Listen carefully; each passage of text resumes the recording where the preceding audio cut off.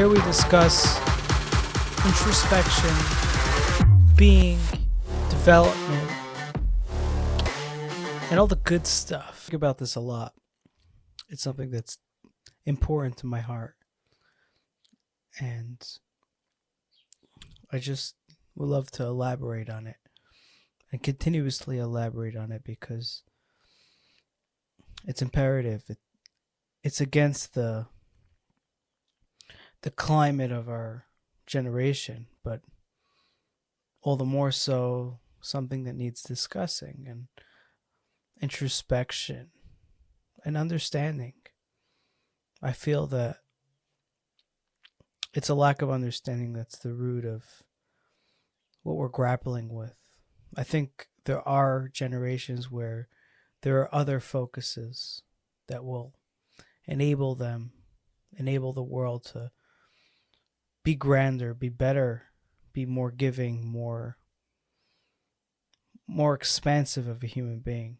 As I discussed in a previous episode, that I believe that all good is just the willingness to expand themselves on all fronts. And I argue that expanding on yourself at the expense of another is not expansion. It seems like expansion, but check out the episode to see what I mean by that. Now, I believe it's called Good and Evil. Now, back to the discussion at hand, the importance of hierarchies of sacredness. And let's move away from the jargon. And what I mean is that there are things that are more sacred, more important. Let's translate sacredness. There are things that speak to more layers of our soul. And I could translate layers of soul. They are depths of being. For example, if somebody experiences a funeral, especially of a loved one, that experience speaks to multiple layers inside. And how do we know that? Because months after, that day will be remembered, while the next day and the previous day won't be remembered as such. And since it's etched in memory, it's dominating the current development of being. When they're doing their mundane task, their simple doings of a day, this experience is feeding everything, depending on the exposure, and how deep it went. But the deeper something is, the more it will get to everything. It will find its place in everything. It will be how we eat, how we interact, how we see the world, which is very important because that's eventually how they will see you. How you see the world will reflect back on you. Maybe not at the moment, but at some point. If you hate, the world will hate you. If you love, the world will love you. That's just the way things are, unfortunately. Or fortunately, for people deserve to get what they give in a very dark sense. But anyway, so the hierarchy of sacredness is finding things that are more important than other things and recognizing that they're objectively important. For example, we could say that our minds and hearts are the most sacred members of our body, right? But there are arguments to say that hands do a lot and legs do a ton, and the back, and so many components of our body that serve tremendous purposes. And if even for a moment they fail, our being just goes into turmoil. Understandable chaos. So we can't argue, we can't push the agenda and say that our hands are the most important parts of our body, because it offers so much. It's the connection to social beings. It's the giving of themselves. It's the feeding in their mouth, and it's the shaking of hands. And there's just so much that the arms and hands do. And if we spend enough time, we will find it to be so valuable. But those who are intuitive enough, and you need intuition at this point because there's great arguments either way, will understand that the heart and the mind are the most sacred parts of the body. The most, without controversy. And I use the body because it's very hard to fight a controversial argument when it comes to the reality of the hierarchy in our own bodies. The mind and heart take precedence. Now, you might argue the mind over the heart and the heart over the mind, and that is a discussion that is above me and you. But we both agree, and we should agree, that the heart and the mind are the most important. And if it came to a decision by doctors, they would choose the heart and the mind because that gives life. Now, you may argue that what gives life is not most sacred, because that the chaotic state of a decline of health is not the reality of a person. There's more to the person than that. So there's great arguments. Like, we can intellectually argue the hands to be the most sacred parts of the body, or the legs for that matter. But we are going to, with intuition, importantly intuition, and I discussed the importance of intuition. With intuition, we can recognize that the heart and the mind are the most sacred parts of the body. Now, this reflects on everything, right? Going shopping is the most sacred, or relationships are the most sacred? What is most sacred in your life? And recognizing that the shopping experience can be turned into the most sacred element, recognizing the depth of what we put in our bodies, and the experience of the surplus of the nature serving us. That's a deep experience, but very small in compared to the experience of a relationship. Now, we can argue it, but why should we? Why should we spend our precious time arguing for less sacred things to be more sacred? Now, till now, I avoided controversial. Now let's frame out to the reality, to the controversy, to the actual mistakes that we are making. Are some people more sacred than others? I'm throwing out questions. Are some societies more sacred than other societies? Are some books more sacred than other books?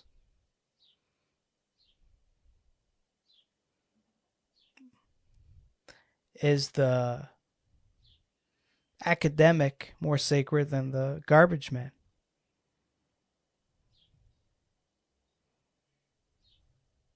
Is the lineage of one family more sacred than another family? I could go on. How far deep of a wound shall I hit before someone screams back and says, just be quiet with your nonsense? But why stop? If we admit that our heart is more sacred than our arms, and we admit that a relationship is more sacred than a shopping experience, then why would we not admit that one person is more sacred than another? Well, the quick response is Nazi Germany. The quick response is the atrocity of that type of thinking. But let me explain. Human beings did evil, not mindsets. The mindset of one person being sacred over another did not cause Nazi Germany.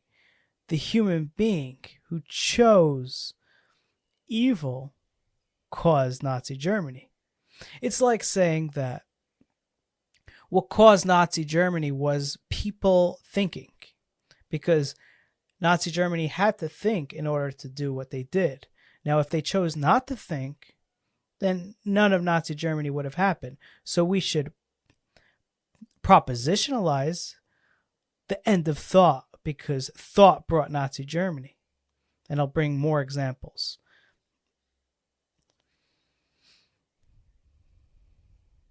Nazi Germany was very, very connected to propaganda and to emblems and stationery and very creative methods of unifying an idea, a party. So anytime we do something like that, anytime we have flags and obsess over those flags and create great color and definition to a slogan, to an image, we are going on the path of Nazi Germany. Another example, Nazi Germany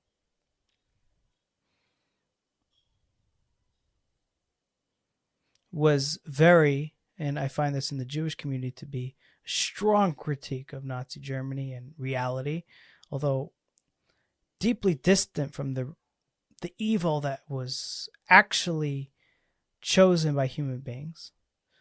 Nazi Germany, what did they do? They had a high level of etiquette. They had strong manners. So anybody who has strong manners is following a path of Nazi Germany. Anybody who pays close attention to the forks being set at the table, or the proper ways of dining and dress, are starting the deep evil of Nazi Germany. How ludicrous of an argument.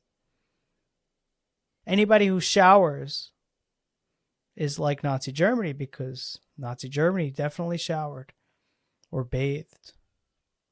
Nazi Germany smiled at each other. So smiling leads to Nazi Germany. You see where I go with this.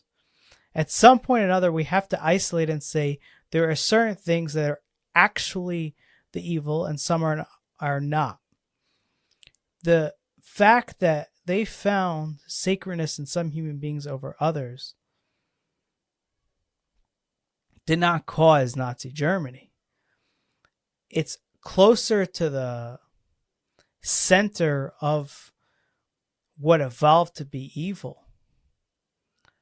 But emblems and unifying parties also was close to the center, and that did not cause it.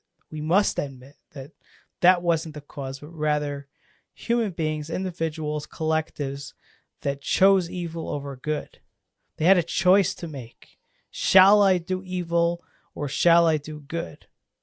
It wasn't the fact that they found sacredness in one component, one party, one people. It was the fact that they chose to eradicate the shopping experience, the arms. They said the heart is most sacred. Now let's shoot the arm. A ludicrous argument that is underlining a true evil state of being.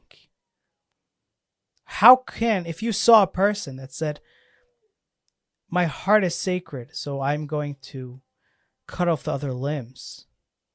What a preposterous thing to do.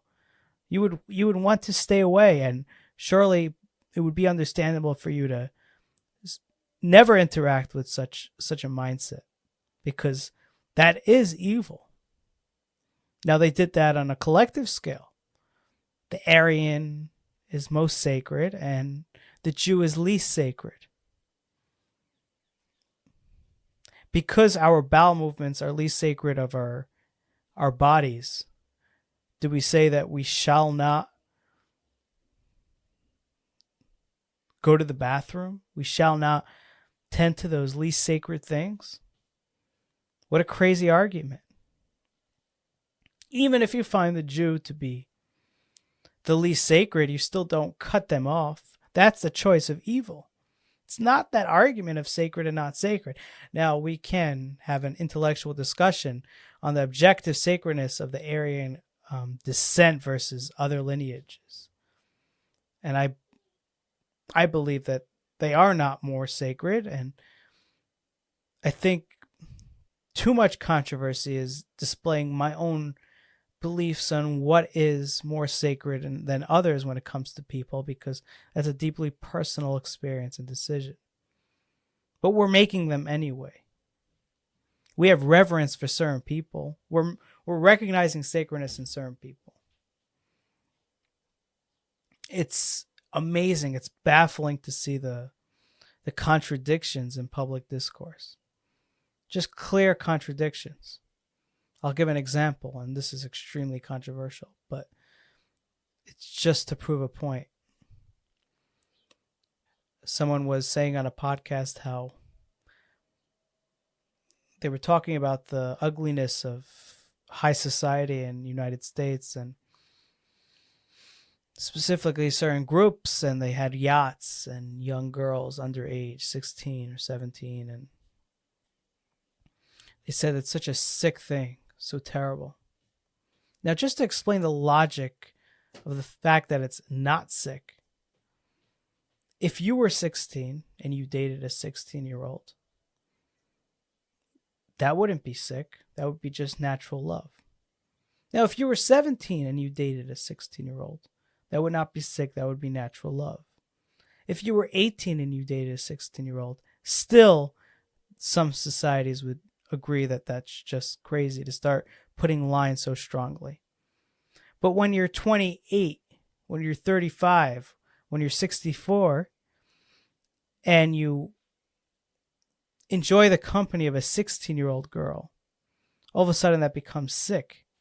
As if somehow that's not the same person that only a couple decades before dated a 16-year-old himself. So to say something like that, and this is standard in public discourse, no one has the audacity to say that that's completely natural. The argument is that it's still wrong because there's a manipulation element and people should date their own age and so on. There's great arguments. But in fact, to protect the reality on the ground, it does not help us by denying the reality. If anything, say it's not sick, but let's have a discussion about manipulation in sexual relationships. Let's have that discussion, and it's a great discussion. But to protect it, we're not protecting anything. We're not making people better by denying reality. So you got the hierarchy of sacredness, and it frames to every component of life. And why not just admit? Why not just admit that there are things that are more sacred? There are ideas that are more sacred. Now, who's to decide the sacredness? And this is where it gets fun.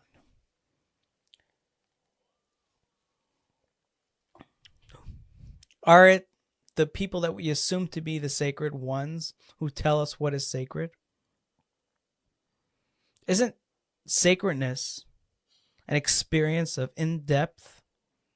When you meet someone and you recognize that they flow well through many components of yourself, that is called sacred.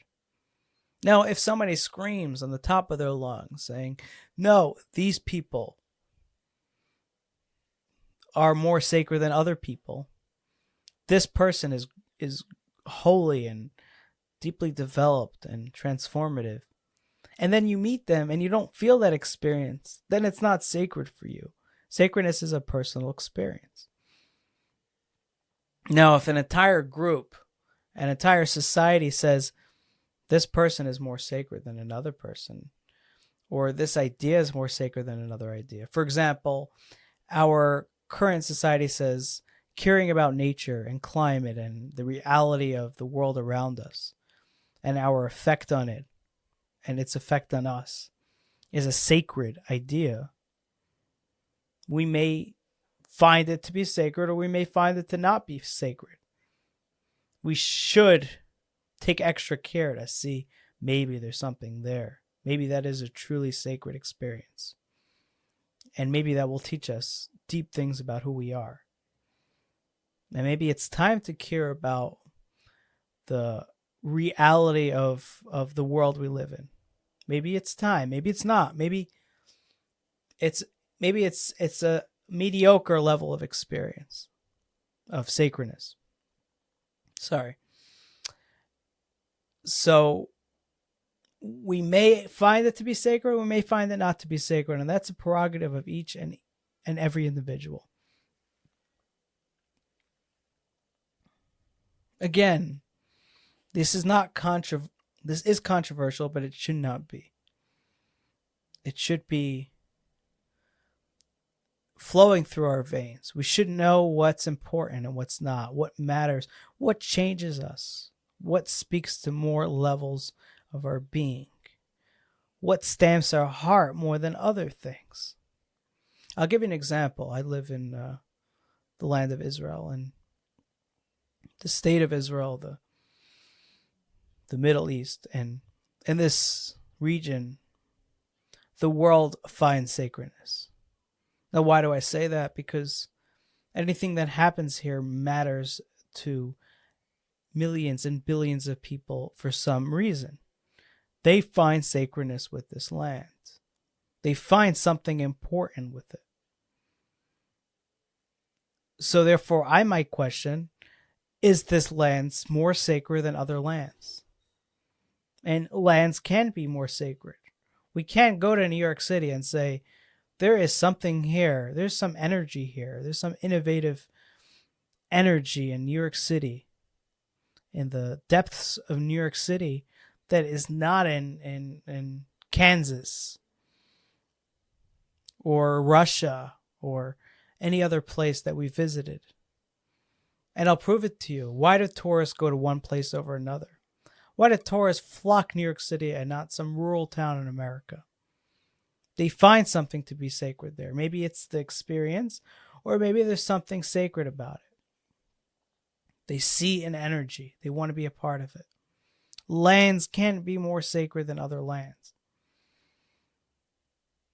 So if the collective finds a sacredness with the land of Israel, then let's study it for our own personal experience and see how we experience that sacredness. Does that land speak more to us? And again, these are all ideas of intuition. But they're not ideas of intuition. If you walk into one land and you find deep success in your heart, your inner dialogue is just transformed, and your experiences on the ground and your relationships, and then you go to another land and it's just not the same. Now, you could find a psychological reason. There's associations in one land over another. There's the way you perceive things. It's maybe even the color of the street signs that are affecting you. But whatever the reason may be, it's still a more sacred experience for you. You could find the reasons why the Bible is, for, and in my subjective view, a more sacred document than other important literature texts.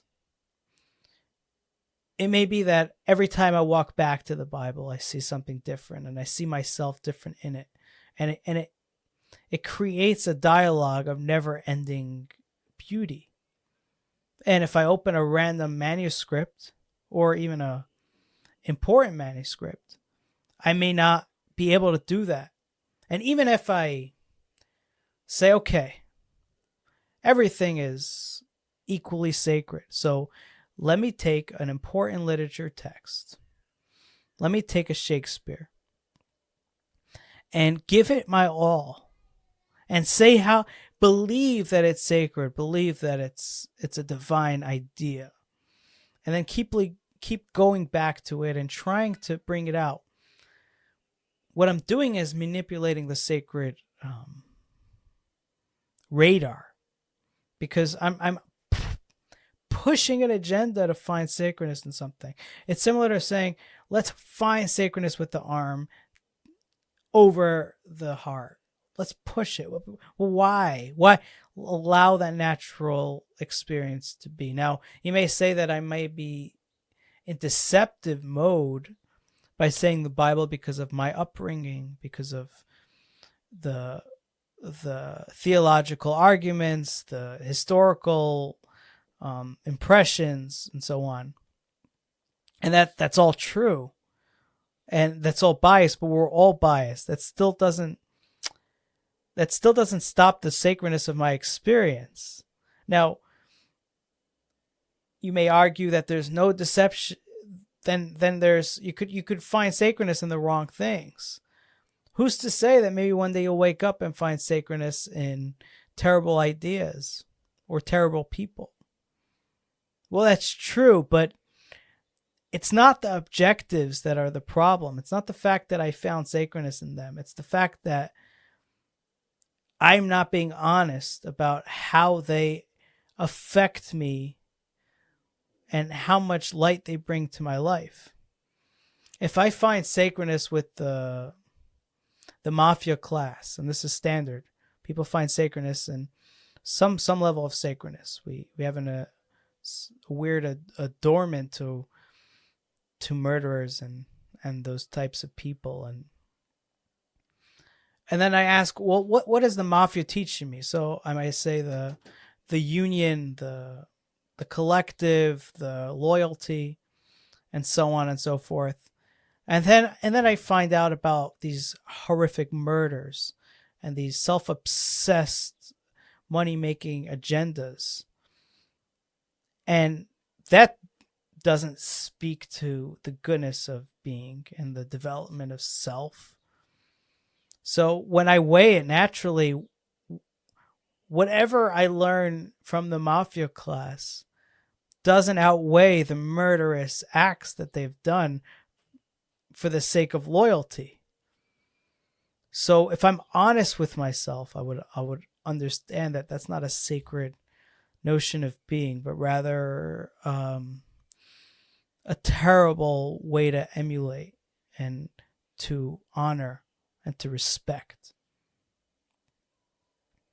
So, in conclusion, become aware of the sacredness. Become aware of the hierarchy. Thank you for listening. Thanks for listening. And if you would like to see the video version of this, check out my channel on YouTube.